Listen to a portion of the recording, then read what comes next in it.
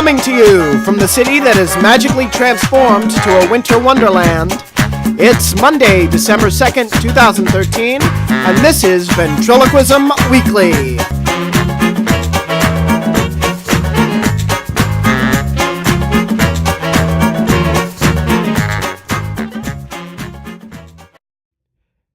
Hey guys, Matt Bailey here, and I hope you all had a delicious Thanksgiving. Here in New York, I returned yesterday, and let me tell you, it's like I'm living in Miracle on 34th Street. It's just beautiful, beautiful here in Manhattan. And like I said last week, I am thankful for all you listeners. That's what I give thanks for this Thanksgiving. And our guest today approached me because he is one of our listeners, and he told me about the Ventriloquism Club he has started in the middle school where he teaches. Dr. Keith Suranna holds a BFA in Dramatic Arts from the Tisch School of the Arts at New York University. Also from NYU, he holds a master's in early childhood education. And while he earned his PhD in curriculum and instruction, his first love has always been ventriloquism. Here now to talk about teaching children the art of talking for two, please welcome our guest, Dr. Keith Suranna. Dr. Keith Suranna, welcome to the program. Thank you for being with us. Thank you, Matt. I appreciate it. It's great. Well, you're on to talk about a very unique thing that you've been doing in ventriloquism, but you also provided me with a little bit of a bio and a background, and it's so interesting to hear how our listeners and people that others may not necessarily be aware of get into this art form. And so you have your doctorate in curriculum and instruction, and you're a teacher in middle school. What grade do you teach? I teach mostly 8th grade, but also in the past I've taught 6th, 7th, and 8th. I'm teaching mostly 8th grade this year and one class of 6th. Oh, cool. That's very cool. So it's a mix.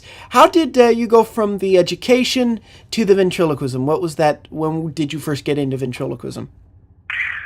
Well, ventriloquism definitely came first. I got into it when I was around 10 years old, in probably 1978, I think. And I've often thought about how I got into it, and I never really I still can't understand how I did. It was sort of very organic, but there wasn't one episode that got me into the art. But sometime around 4th grade, I must have seen a ventriloquist on TV or something that prompted me to get into it. But just around that time, I started reading everything that I could, getting books from the library, sending away for things, and just doing everything that I could about ventriloquism. I was always interested in performing. Even back then, I was in school choirs and things like that, and little school plays. I was a pretty shy kid, but that I just really connected with. And around 4th grade, I started reading books, and that's when I started getting, I heard about Mayor Ventriloquist Studios, started sending away for things, and started getting news events, and I really was inspired by Edgar Bergen at that time, and that was around the time with the first HBO ventriloquist show, The Great Vent Event, and I watched that. I remember audio recording it with an old cassette tape and listening to it constantly. But just sending away for records. I had Edgar Bergen's records of his old radio shows, and just listened to everything, read everything that I could. We finally had a little Danny O'Day that I called Henry McFarlane, with a little string in the back, and I did this. The first performance that I did was for my math class. I'll never forget this. Miss Ryan's math class. And I was just doing some old Edgar Bergen routine, and the kids were dying, and they were laughing so hard about it, and that's what did it. It bit me there, and I started performing, and I went through all the way through middle school and high school, and did all the local shows and birthday parties and things like that. And then around middle school, I got into theater. I started really doing musicals and getting cast in plays, and all through high school as well. And that's when I decided I wanted to study drama as at the university level, which I did, and ended up doing that. But and I I loved it. I was in New York. I went to NYU Tisch School of the Arts to study drama. It was a dream, and it was Wow. great. I learned so much. But quickly, around that time, I realized that I probably didn't want to pursue theater for a profession. I started realizing that there was a lot of things about the business that I didn't love. I gave it a couple of years after college, but even then, I kind of knew that my heart was really being pulled towards teaching, and I felt I went on a lot of auditions. I was working with a few agents, and I landed I think I did a deodorant commercial that was only shown in Switzerland, and I think I had a very minor part in a Japanese movie. They were both filmed in New York, but they were fun. And I had friends, that were doing it as well, and they were going out on a lot of auditions as well. But to me, I just felt like it wasn't the business for me, and I felt like I had this calling towards education. Then I went back to school, got my master's, and I knew that was the right place for me. But I always loved theater. As a teacher, I did direct some drama club shows, and this year, my school, I work at a magnet Montessori school in Florida, and we are trying to, we always try to do things with the schedule and try to do some enrichment activities. And this year, my principal added sort of extra period towards the end of the day where he said that teachers could do any kind of enrichment activities that we'd want. And some teachers did. One teacher's doing like a French class or a French culture class. Another one is doing science and technology. Another one is doing chess. And I said, well, it's a no-brainer for me. I have to do something with ventriloquism. Yes. And my principal just loved it. And so I started with that. And I had a lot of kids interested. And I have about 16 kids right now doing it. So I was very happy about the turnout. That's great. What's the structure of the class? It's about, it meets once a week right now, and it's about 45 minutes. And it's been going on since about September. And what I started with, I just want to give a good background on the art, and then work into some kind of performance. So we meet, and in the beginning of every period, I show them just a clip of some professional, famous ventriloquist, and we talk about it a little bit. We talk about the character. We talk about the comedy, manipulation, technique, things like that. And I showed him some of my favorite vents. I started with Ray Allen, the Yes. late British vent, who's my favorite, with Lord Charles. Mm-hmm. Then I showed some other folks, Jay Johnson, Willie Tyler, and Dan Horn, and some other great ones that I love, and masters, all of them. yeah, absolutely. And there's never enough to show enough, but I'm trying to show as many as I can. And then for a couple of weeks, I showed them a little bit the history of ventriloquism. I made this PowerPoint and brought in a lot of different pictures and things, and showed them a little about the history. Then we started talking about, and in the meantime, we're doing about the voice, a little about the voice. Talked some very basic vocal warm-ups that I learned in theater and breathing exercises. And then we got into sound substitution and with the lip position. And I have to say, Steve Axtell was very nice to allow me to use. On his website, he's got a great ventriloquist tutorial, and it works really perfectly. So I sort of copied and pasted and downloaded that for my students and called it The Secrets of Ventriloquism. But he's got the pictures of the mouth positions and the great sound substitution. So each kid had a little packet, and we worked from that, and we did that for a number of weeks.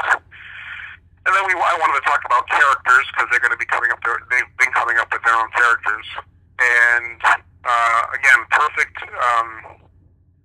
tool for that was the character sketch or the character background report that Mark Wade has come up with. Absolutely. And that is on Tom Krell's Learning Ventriloquist website. And I asked Tom if I could use that. He said he was gracious. to allow me to do that. So I downloaded that for the students. They created that. And then I wanted them to do a little drawing of their characters that they had in mind. And some of the characters are very, very creative. Like sometimes only kids can come up with. There's one that, like a hot dog, a shy hot dog. That's one of the characters. Another one is a ghetto fabulous horse. Oh, these are adorable. That's great. And so now they're just finished building their characters, which is great. Very simple hand puppets that I've taught them how to use, and that took a number of weeks. And now they're starting to practice with them, and we're just getting into writing dialogues, because what I'd like them to eventually do is memorize their dialogue. And again, just a couple minute dialogue, three-minute dialogue. And we talk a little about comedy, but I'm not looking for them to be great comedians, but have a relationship dialogue with their characters, that we learn about their characters, learn about their relationships, and then hopefully we can perform them around the school. We're actually a kindergarten through 8th grade school, and so we can go downstairs to the lower school, and my goal is to perform around different classrooms. And we also have a morning news program that's broadcast from the media center, and maybe we can get on there and do a little performance on the news program. So it's kind of fun, and the students really get into it. They're really excited. Incredible. So it's progressing really nicely. Yeah, that you perfectly lead into what I was going to ask you next, which is, there are not a lot of young people that go, what do I want to do with my life? What am I interested in? Ventriloquism. So, right. So what have you found is the driving force between the driving force that creates their interest in this magnificent art form? That's a great question. I think there's something different now than there was when I was in middle school. Even though I was always interested in performing and theater and things, I was definitely in the minority, and particularly in middle school. It was okay to do the choir and maybe little plays in elementary school, but in middle school it just was not cool. Yeah. Especially if you were a boy. I know. And we had a small drama club in middle school. I remember in 6th grade we did "You're a Good Man, Charlie Brown," and I said, I've got to go out for that. And I ended up getting cast as Charlie Brown, which shocked everybody, shocked my parents, shocked everybody in my family. Said, "You're really going to do that?" Because I was always a shy kid. But I think I was one of 2 boys in the whole drama club and choirs in middle school. And then when you get to high school, it's cool. It was cool because we had a big drama club, big music program with a lot of guys were doing it too, so it was fine. But middle school was just weird. Yeah. And it just wasn't the thing to do. So when I started teaching middle school, which I started in elementary school. I did K through 3 for many, many years. And I never thought I would ever do middle school because it was the 3 worst years of my own life. And so when I had the opportunity, I was kind of surprised that, wow, this middle school is pretty cool. I like it. But it was surprising when I started doing a drama club. And actually, when I did a drama club in my former middle school, I chose "You're a Good Man, Charlie Brown" because that was my first. It was kind of neat. I had over 100 kids audition. Half of them were boys. And I said, this is weird. What's going on here? But then I started talking to people and realizing I think a lot of things have changed with shows like Glee and other things that, I don't know, I think with different pop culture, with music, and maybe even with technology, and with being exposed to much more, I guess, at least performing, that other kids have been more interested in, I guess. So the kids who are in my class, and they are mostly girls, but I do have a good, a pretty good representation of boys. I think they're all interested in performing in some way, and they have seen me do ventriloquism. I've done it on the news as well, and they know my puppets. And every school that I go into, I do a little, sometimes I go into classrooms, but I do little public service announcements on the morning news and everything, and they always got a kick out of that. So I think seeing me, but also being open to performing as well. Virtually all the kids that I have in my class are in the drama club, in the musical this year. So I think that has some connection there as well. That's great. That is great. This might be getting a little too technical into the teaching side of it, but I'm very curious to know: is there something about the Montessori method of teaching that lends itself to the creation of a ventriloquism club? Yeah, I think so. And other similar teaching philosophies and methods. There's one called Reggio Emilia, which is also an art-based curriculum, also from Italy, like Montessori. But I think generally the Montessori philosophy is to follow the child and to follow them as individuals. So I think that's one of the if that's an underpinning philosophy, I think that does lend itself to opportunities, and also just to try to schedule the days or the school day around certain things. Now, because we're a public school as well, a public Montessori school, we're still, we're still responsible for doing all what the state wants us to do with the state test as well. But being a Montessori school as well, we can integrate some of that great individual philosophy. And my principal is very committed to that and really trying to make us as Montessori as a public school can be. So that's why I think one of the reasons why he brought in this, this enrichment opportunity at the end of the day, or this extra period. And even if it's once a week, that's something different that no other middle school is doing. Yeah. No, it's great to have it in middle school. I was lucky enough to graduate from a specialty high school as well. So the different teaching methods that accommodate creativity are just they have a special place in my heart for sure. And so let's talk a little bit more about you and your performing. What do you do now? We know what you did when you were younger. What do you do in the way of performing now? Well, probably not as much as I would like, because I have two young children myself who are actually, they go to my school, which is kind of cool. But I have a fourth grader and a second grader, and both boys. So they take up a lot of my time, of course. But definitely ventriloquism is a nice outlet. Even though I chose not to be a professional performer, and that's fine. It was a good decision for me, because I really felt, like I said, teaching to me is a vocation. And I feel that, to tell you the truth, I feel like I perform a lot in my classroom. Yes. I'm a language arts teacher, so we do, and I love literature, and I love teaching literature and exposing my students to literature. So I do integrate a lot, and we actually do Shakespeare. We do plays. Right now we're reading The Red Badge of Courage, and we finished To Kill a Mockingbird and The Call of the Wild, and I love doing those classics with them because it's exposing them to other things that they otherwise would not have seen, perhaps until high school maybe, or maybe even beyond. And we act out scenes from the book. I certainly, when I read to them, I put all kinds of voices, it keeps them engaged. But I recently took a Shakespeare for teachers class, which I loved because it brought me back. Because at NYU I studied Shakespeare as well. So I integrate some of that stuff that I learned in the workshop, particularly when I do Shakespeare. This year we're going to read Macbeth. And I haven't, probably since I've had children, probably since I've been married for almost 15 years, I haven't really had a chance to do any performing, sort of out and about, but I do keep it handed with my ventriloquism. I do some just local,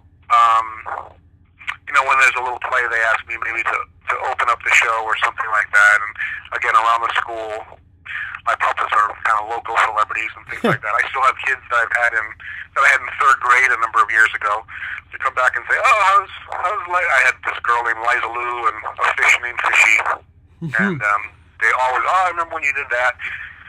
And so it's a little bit, it sort of satisfies this urge So, that performer's craziness about being. I would think about Laurence Olivier was once asked why he became an actor, and he said, "Well, it's very simple. Look at me, look at me, look at me, look at me." So I think all performers have that a little bit, and I think I get that from teaching, but also also from performing around, like I said. so how do you incorporate? Give us an example. I'm very curious now of how you incorporate the ventriloquism into your teaching. Well, in my regular teaching, I actually do a puppetry dialogue writing sort of unit, and I do a creative writing unit when certainly we write narratives and poetry. We do a whole thing about poetry, and every year there's a literary fair where the children submit some of their writing, to be judged, and it's a whole district, county-wide thing. And a lot of my students win at the county level, which is great. It's always a wonderful thing. That's really cool. But integrated in that, I do a sort of little dialogue writing, and we talk about when we read plays as well.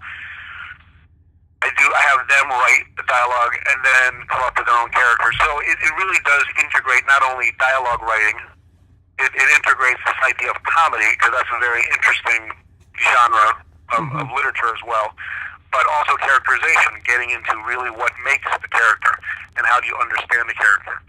So I do things like that with students, and from modeling, I certainly do. I modeled for them with my own puppets. I say, what makes this character different from that character? What are the different characteristics of them?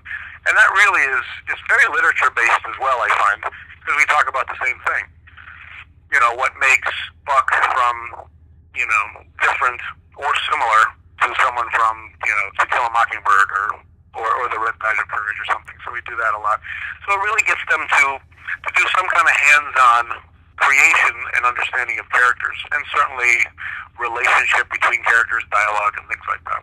Incredible, incredible. Well, I want to know, especially from someone who's teaching ventriloquism, our final question, the one we always wrap with, what do you want to see from the ventriloquists of tomorrow? That's a great question. I would love to see, always in art form innovation, something original, something new. That would be great. Just to see anything to take the art form, which is a relatively simple art form, and that's what I think makes it as charming and popular and enduring as well. It is a very accessible art form, which is great. But to take it to something original, and I think that's wonderful. I haven't been to a lot of the Ventriloquism conventions, but when I was younger, I went to the 82, 83, and 1990. Yep. That was my last one, but hopefully soon I'll get back. But when I was a teenager, they used to have, I know they don't have it anymore, but they used to have contests, and they gave awards. In the 83 one, I came in second place in a junior competition, so that was cool. But they used to give an originality award, which I think was great, because it really did encourage innovation, something different. And I did talk to a friend of mine who did go to this past convention, and I understand that a lot of the young vents coming up, nobody had the little wooden boy dummy, nobody really had that character. So I understand that there's a lot of young vents coming up that, doing many more innovative, taking the art form to another level. So it's better to keep pushing it, because I really think, similar to teaching as well, I don't think anything has been exhausted yet. I think we have a myriad ways of going and extending the art and challenging ourselves to bring it to another level. And just all great innovators in any art form, brought it to the next level. You think of Jim Henson with the Muppets brought puppetry to a new level, and I think we should take that as a guide, but do something different. And it takes a lot of work, it takes time, but I think it's just limited by our imagination and our creativity. Absolutely. Dr. Keith Suranna, amazing conversation. Thank you so much for being with us. Thanks, Matt. I appreciate it. Thank you again to Dr. Suranna. His story is an inspiration to all. If you have a story you would like to share with us, please get in touch. Email ventriloquismweekly@gmail.com. Well, also, we have our Facebook group that is Ventriloquism Weekly -podcast for ventriloquists. There's the ventriloquismweekly.podomatic.com, all the things that we've had since the beginning. And I want to thank you guys for tuning in to the best Cyber Monday deal you can get right here. Ventriloquism Weekly, a half hour of discussion on this fantastic art form. Just had to point that out. It's Cyber Monday. We're online. I had to do that. But I am thankful for all of you, and I thank you for tuning in. So, signing off for Ventriloquism Weekly this week, I'm Matt Bailey, and I'm reminding all you vents out there to keep talking for two.